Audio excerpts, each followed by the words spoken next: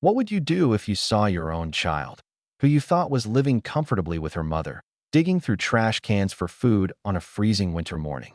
Michael Chen, CEO of a billion-dollar tech empire, was driving to his downtown Seattle office when he witnessed exactly that: a young girl, maybe 12 years old, rifling through a dumpster behind his company building wearing clothes too thin for the weather. He would have driven past like he had countless times before, another invisible child in a city full of them. But then he saw it, a distinctive silver bracelet on her wrist, one he'd given to his daughter Lily 7 years ago before his divorce. What Michael discovered in the next hour didn't just destroy his understanding of his ex-wife's life. It exposed how easily we abandon our responsibilities when it's convenient, and how the children who pay the price become invisible even to the parents who claim to love them. Michael had built Chen Technologies from a garage startup into one of the most successful cybersecurity firms in North America. His calendar was scheduled in 5-minute increments. His decisions moved millions of dollars daily, and his life was an endless parade of board meetings, investor calls, and strategic planning sessions. When his marriage to Hannah ended 7 years ago, the divorce had been bitter and complicated. Hannah had gotten primary custody of their 5-year-old daughter Lily, and Michael had agreed to generous child support payments, $15,000 monthly, plus health insurance, educational expenses, and additional funds for special needs.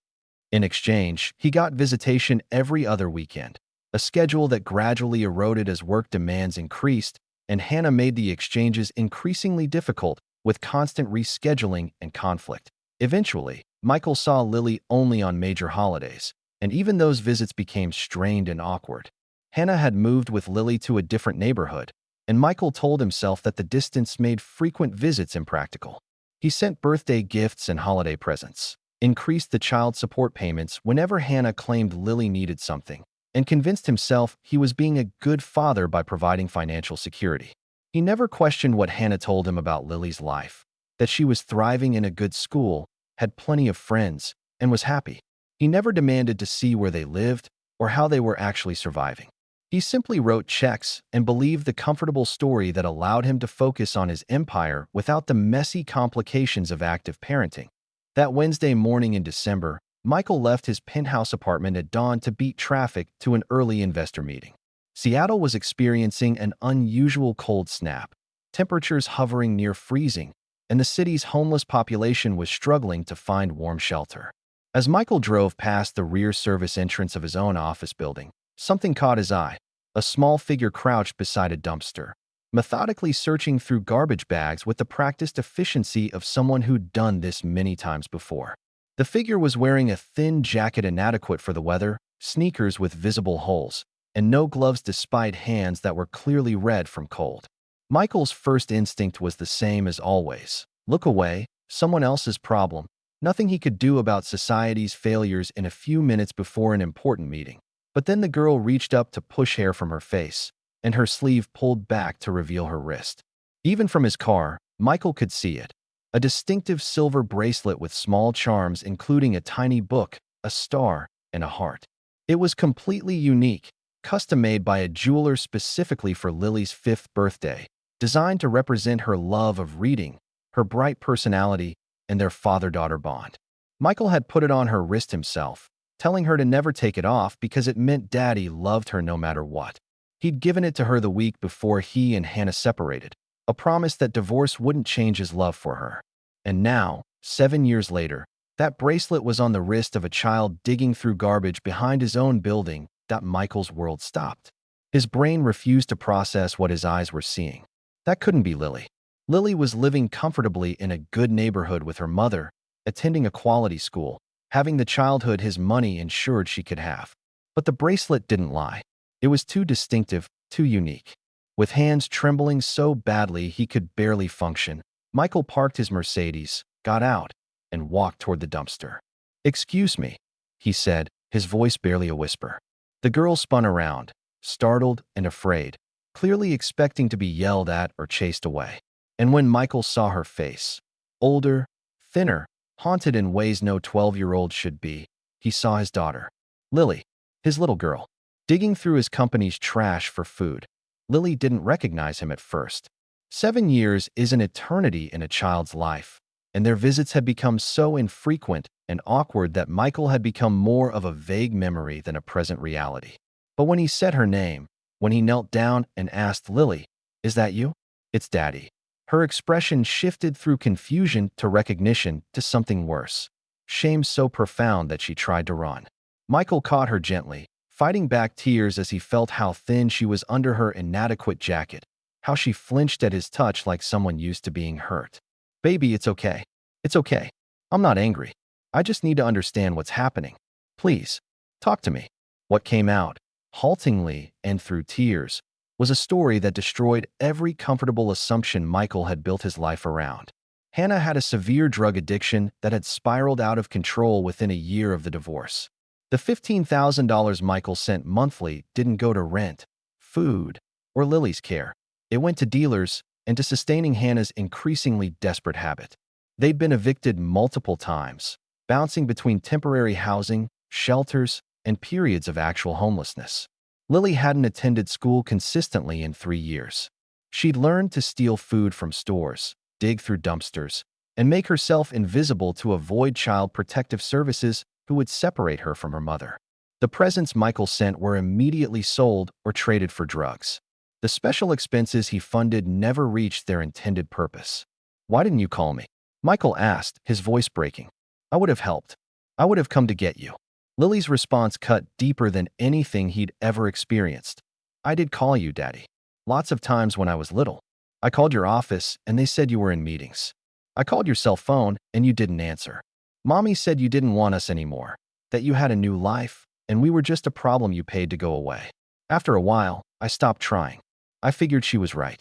The words were delivered without malice or blame, just the flat acceptance of a child who'd learned that the parent who promised to always be there had simply chosen not to be. Michael felt like he was drowning. Every excuse he'd made over 7 years, too busy, work demands, Hannah was difficult, the payments were generous, revealed itself as exactly what it was: abandonment dressed up as responsibility. He'd convinced himself that money equaled parenting, that writing checks absolved him from the actual work of staying present in his daughter's life. He'd accepted Hannah's word about everything without ever verifying, without ever demanding proof of how Lily was actually living, without ever insisting on consistent access despite the inconvenience. He'd let his own discomfort with conflict and his obsession with building his company take priority over his child's basic safety and well-being. And Lily had paid the price, going from a comfortable home with two parents to digging through garbage for survival while her father lived in a penthouse 20 minutes away. According to the National Center for Missing and Exploited Children, over 400,000 children experience homelessness in America each year. Many have parents who are paying child support to custodial parents struggling with addiction, mental illness, or other crises that make them unable to provide adequate care. Non-custodial parents often don't know the true conditions their children are living in because they've accepted surface-level reassurances without demanding actual transparency or maintaining consistent presence. The system is designed around financial obligation, but money means nothing if the parent receiving it cannot or will not use it for the child's welfare. Michael had played by the rules, paid what was required, and assumed that was enough. His daughter had nearly died because he'd never questioned whether enough money was the same as enough care. Michael canceled every meeting that day. He took Lily to the emergency room where doctors confirmed she was severely malnourished, dehydrated, and suffering from exposure-related health issues. He called his lawyer and filed emergency custody papers. He contacted Child Protective Services himself, something he should have done years earlier if he'd been paying attention. He got Lily clean clothes, real food, and a hotel room while his penthouse was prepared for her arrival. And he held her while she cried. For the mother who'd failed her, for the childhood she'd lost, for the father who'd been absent when she needed him most, and for the relief of finally being safe after years of terror and deprivation. Every tear felt like an indictment of Michael's choices, of what he'd prioritized and what he'd ignored. The investigation that followed revealed horrors that Michael would spend years trying to process. Hannah was arrested for child neglect and drug possession, facing criminal charges that would likely result in prison time. The apartment she'd claimed as her address didn't exist. She'd been using a mail drop to collect Michael's checks while she and Lily bounced between shelters, abandoned buildings, and the streets. School records showed Lily hadn't been enrolled anywhere for over 2 years. Medical records showed she'd been to the emergency room 3 times for injuries Hannah claimed were accidents, but were consistent with neglect. Child Services had received anonymous reports twice, but each time Hannah had managed to produce enough temporary stability to avoid intervention, and no one had contacted Michael to verify her claims about his involvement and support. That Michael's lawyer asked the obvious question. How did you not know? You were sending $15,000 a month. You never asked to see her living situation? Never demanded proof the money was being used appropriately? Never insisted on regular contact regardless of Hannah's excuses? Michael had no answer beyond the truth. He hadn't wanted to know. Staying ignorant was easier than confronting uncomfortable realities that would require action, conflict, and disruption to his carefully ordered life. He'd chosen convenience over vigilance, assumed the best rather than verifying, and trusted that his financial contribution was sufficient. His daughter had nearly died because he'd prioritized his comfort over her welfare. The transition wasn't easy. Lily had severe trust issues, trauma responses to sudden movements and loud voices, and years of educational gaps to fill. She hoarded food in her room because scarcity had taught her never to assume meals would keep coming. She woke up screaming from nightmares. She struggled to believe Michael's promises because every adult in her life had broken them. But Michael did something he should have done 7 years earlier. He showed up, not with money or gifts, but with consistent presence. He rearranged his schedule to be home when she woke up and when she went to sleep. He attended every therapy session, every doctor's appointment, every tutoring session. He learned about childhood trauma and how to parent a child who'd survived what Lily had survived. He proved through daily action, not words, that he wasn't going anywhere this time. Michael also used his platform and resources to address the systemic failures that had enabled Lily's suffering. He funded programs providing direct services to children of addicted parents, including wellness checks and emergency interventions when custodial parents couldn't provide adequate care. He advocated for family court reforms requiring verification that child support was actually reaching children and serving their needs. He pushed for better communication systems between non-custodial parents and schools, doctors, and services so that both parents had visibility into children's actual well-being. He became a vocal advocate for the idea that paying child support doesn't fulfill parental obligation. Active presence, verification, and willingness to intervene when children are at risk are just as important as financial contribution. The story attracted significant media attention, sparking difficult conversations about parental responsibility, the limitations of child support systems, and the invisible suffering of children whose parents are physically absent even when legally and financially obligated. Other non-custodial parents came forward with similar stories, discovering too late that their children were suffering while they'd assumed everything was fine, or recognizing that they'd been using child support payments as permission to disengage from the difficult work of active parenting. The conversations were uncomfortable but necessary, challenging society's assumptions that money equals care and that paying what's legally required means fulfilling moral obligations. That Lily's recovery took years, but she eventually thrived. With consistent support, trauma therapy, and a stable home, she caught up academically and socially. She reconnected with the love of reading that her childhood bracelet represented, finding healing in stories about survival and redemption. She forgave her mother, understanding addiction as illness rather than choice, though she maintained boundaries necessary for her own well-being. And she developed a complicated relationship with her father, loving him for showing up when it mattered, but never letting him forget the years he was absent when she desperately needed him.